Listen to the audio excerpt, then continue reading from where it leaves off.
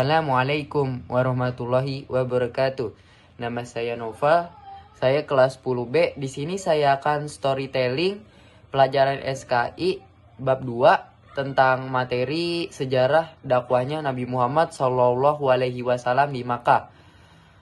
Nabi Muhammad SAW dilahirkan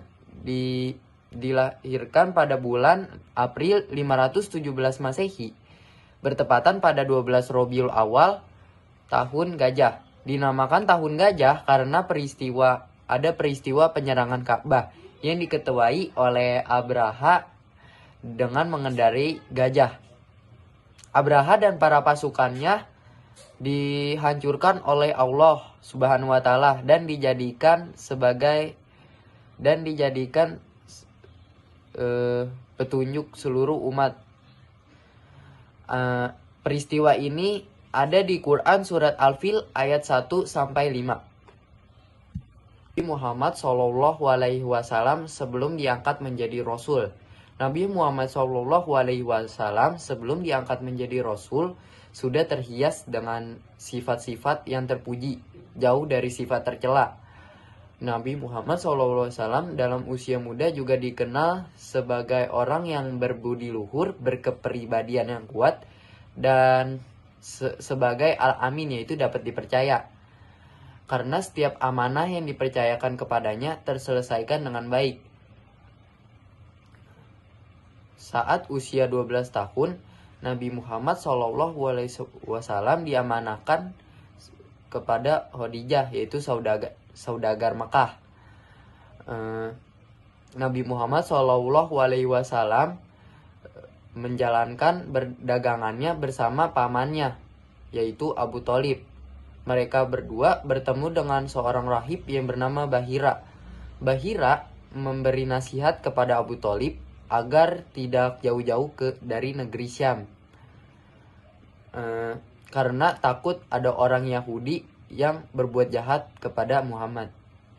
Dalam perkembangan selanjutnya, Khadijah perempuan pertama yang masuk Islam dan banyak membantu dakwah Nabi Muhammad SAW. Dari sinilah lembar terbaru kehidupan Nabi Muhammad, istri terbaik Nabi Muhammad dan ibu terbaik bagi anaknya. Kerasulan Nabi Muhammad SAW. Sejarah Islam bermula di Makkah. Adanya turunnya wahyu pertama kepada Nabi Muhammad SAW untuk mengemban misinya sebagai kenabian. Nabi Muhammad SAW menerima wahyunya adalah Quran surat Al-Alaq ayat 1-5 pada bulan Ramadan tahun 610 Masehi. Secara terang-terangan. Setelah dakwah berjalan selama 3 tahun, Nabi Muhammad SAW berdakwah secara diam-diam di rumah Arqam bin Abil Arqam. Penduduk Makkah banyak yang mengetahui dan memulai mengobrolkan agama baru, yaitu agama Islam yang dibawakan oleh Nabi Muhammad SAW. Mereka beranggap bahwa agama itu bertentangan kepada nenek moyang mereka. Hal yang tidak dapat dihindarkan yaitu suku Quraisy yang menerima agama Islam, agama baru itu yang dibawa oleh Nabi Muhammad SAW. Sebagian yang lain juga ada yang menolaknya. Tantangan dakwah Nabi Muhammad SAW. Cemoohan dan cacian terhadap Nabi Muhammad SAW dan para sahabatnya. Berbagai cemoohan dan cacian terhadap Nabi Muhammad SAW dan sahabatnya oleh kaum kafir dengan tujuan untuk menjatuhkan nama baiknya dan mengucilkan dari masyarakat Arab. Jadi kaum kafir itu mereka beranggapan bahwa Nabi Muhammad SAW adalah orang yang suka cerita, orang ayan, orang gila, perkataan-perkataan yang menyakiti Nabi Muhammad, hatinya Nabi Muhammad SAW. Manfaatkan pengaruh para pembesar kafir Quraisy. kafir Quraisy menggunakan para pemuka untuk menghentikan dakwanya Nabi Muhammad SAW. Salah satunya yaitu pamannya, yaitu Abu Thalib. Para pembesar kafir Quraisy tuh mendatangkan Abu Thalib. Nah, dia meminta agar keponakannya itu menghentikan dakwanya Nabi Muhammad SAW. Yang pertama yaitu mereka meminta kepada Abu Thalib untuk menghentikan dakwanya Nabi Muhammad SAW. Yang kedua, mereka juga mengutus Walid bin Mughirah untuk menggantikan Nabi Muhammad SAW. Dan para itu untuk memerangi Nabi Muhammad SAW. Nah, Abu Thalib tuh dari ancaman keras itu langsung memanggil keponakannya Nabi Muhammad untuk menghentikan dakwahnya itu, melempari kotoran. Nabi Muhammad SAW selama berdakwah pasti ada gangguannya, yaitu perlakuan atau perkataan yang menyakitinya dari orang-orang kafir Quraisy. Melemparkan kotoran. Nabi Muhammad SAW dalam berdakwah selalu ada gangguan, yaitu perkataan atau perlakuan dari orang-orang kafir. Imam Bukhari melalui Ibnu Mas'ud pernah bercerita bahwa Abu Jahal pernah melempari kotoran hewan bekas penyembahan berhala kepada Nabi Muhammad SAW. Setelah pulang ke rumah, Nabi Muhammad SAW menyuruh putrinya untuk membersihkan kotoran tersebut.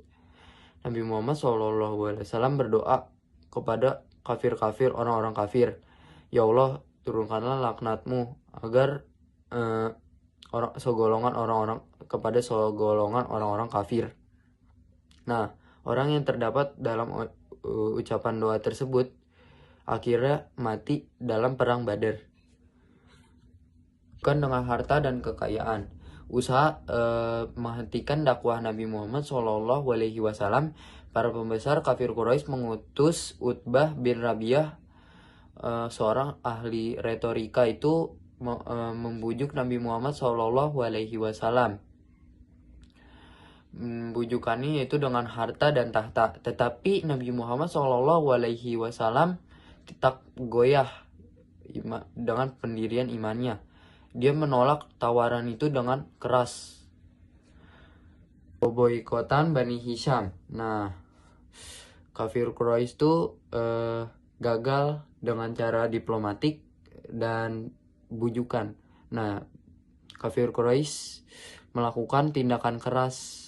Orang yang baru masuk Islam tuh diperlakukan keras secara fisik, sangat kejam lah, seperti Bilal bin Rabah gitu. Kesedihan al-Huzn.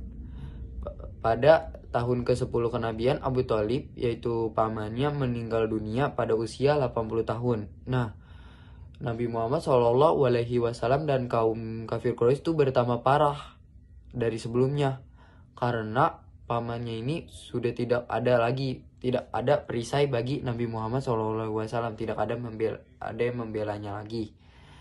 Nah, sesudah itu, 50 hari sesudah itu, istrinya Khadijah juga meninggal pula. Nah, alangkah sedihnya bertambah. Nah, ini juga disebut tahun kesedihan, yaitu al-Huzn bagi Nabi Muhammad SAW. Pengembangan dakwah Nabi Muhammad SAW, misi ke Taif. Setelah wafatnya Abu Thalib dan Khadijah, Nabi Muhammad SAW diperlakukan kasar terhadap kafir Quraisy. Pada tahun 10 setelah kenabian, Nabi Muhammad pada bulan Syawal, Nabi Muhammad SAW mencari tempat baru untuk mendakwakan Islam, untuk pusat dakwah Islam. Ditujulah di Taif. berjarak 6 mil dari Makkah. Nabi Muhammad SAW itu ditemani oleh Zaid bin Haritsah. Ke Habasyah. Akhirnya para sahabatnya itu hijrah ke Habasyah. Hijrah ke Habasyah ini dilakukan untuk menyelamatkan keimanan yang terus-terusan dirongkong oleh kafir Quraisy dan menyelamatkan jiwa mereka juga. Nabi Muhammad SAW ini menyuruh memerintahkan seluruh umatnya untuk menuju ke Habasyah karena raja di Habasyah itu adil dan tidak menzalimi orang lain. Nah, hijrah yang pertama dalam sejarah Islam ini ada di tahun 615 Masehi. Hijrah ke Habasyah. Akhirnya para sahabat itu hijrah ke Habasyah. Dilakukan hijrah ke Habasyah ini untuk menyelamatkan keimanan mereka, karena sebelumnya itu mereka dirongkong oleh kaum kafir Quraisy dan menyelamatkan jiwa mereka juga. Nah,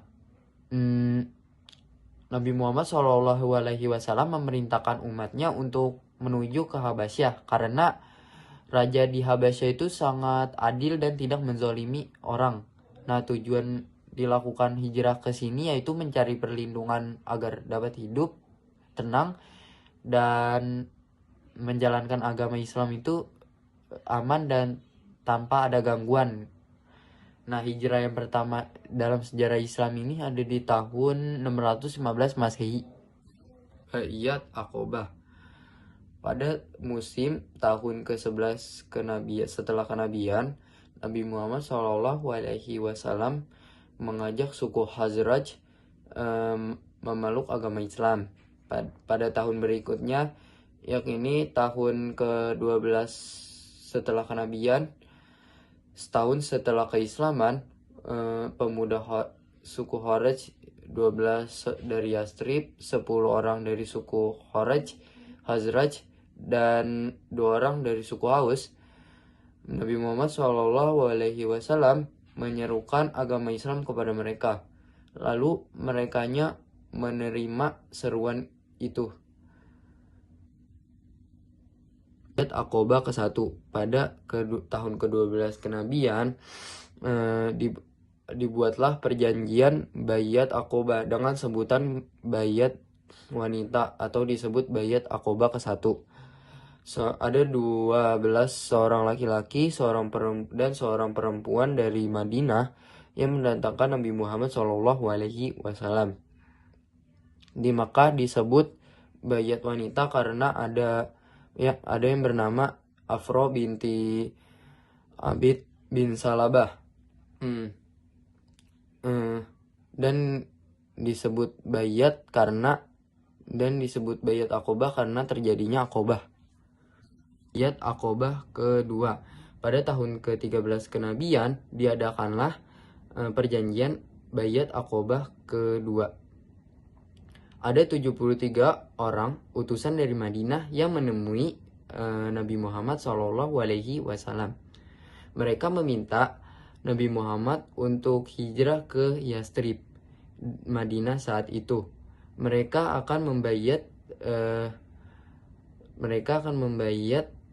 beliau sebagai nabi dan pemimpin di sana.